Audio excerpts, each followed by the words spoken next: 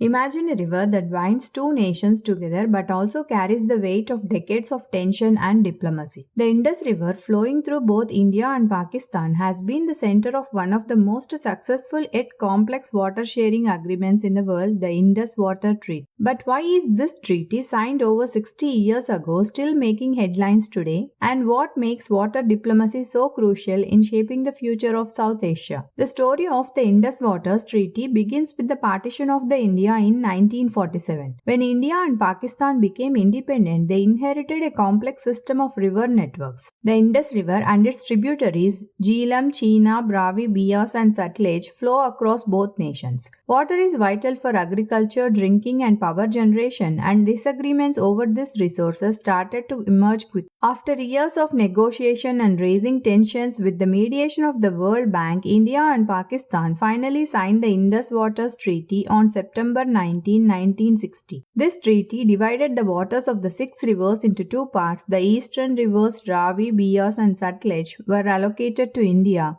while the western rivers Indus, Jhelum and Chenab were allocated to Pakistan. The Indus Waters Treaty is widely regarded as one of the most successful water-sharing pacts in history. It outlines clear responsibilities for each country. India has unrestricted use of eastern rivers, while Pakistan has rights over the western rivers. However, India is allowed to use the waters of the western rivers for limited agricultural and non-consumptive purposes like power generation and navigation. The treaty allows India to build run-of-the-river projects, which means India can divert water temporarily to generate electricity but must return the water to the river without significant alteration of the flow to Pakistan.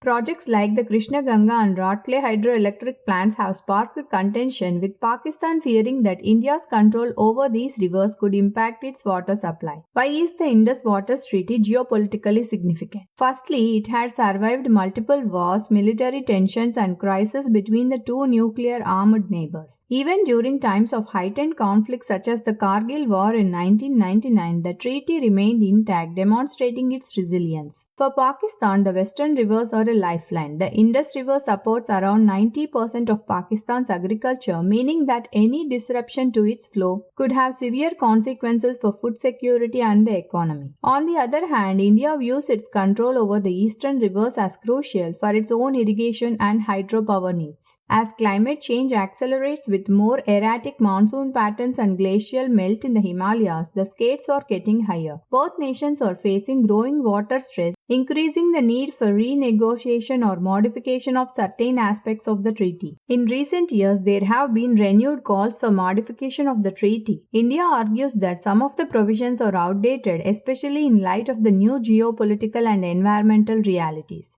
After the 2016 Uri attacks, India even threatened to use the water to the fullest from the western rivers, prompting concerns in Pakistan. Moreover, Pakistan has sought international arbitration on several occasions, fearing that Indian projects on the western rivers violate the treaty. The World Bank has often stepped in as a neutral mediator, but both nations remain at odds over technical details. The situation is exacerbated by the region's vulnerability to water scarcity. As populations grow and water demands increase, experts fear that the Indus Waters Treaty could become even more critical or even a potential flashpoint for future conflicts. While the Indus Waters Treaty has been a cornerstone of peace and cooperation between India and Pakistan, it faces significant challenges in the years to come. Both nations must navigate the twin pressures of water scarcity and climate change while balancing national interests. The treaty's future depends not just on diplomatic negotiations but on innovative water management solutions that consider the environmental, social, and economic realities of the region. In the end, the Indus River's waters are not just a source of life. They are a symbol of the delicate balance that holds the peace between two of the world's most complex neighbors. The Indus Waters Treaty may be an old agreement, but its significance is more relevant today than ever before. For India, Pakistan, and the world, the management of these waters will continue to shape the future of the region. Let me know your thoughts in the comments, and if you found this insightful, don't forget to like, share, and subscribe.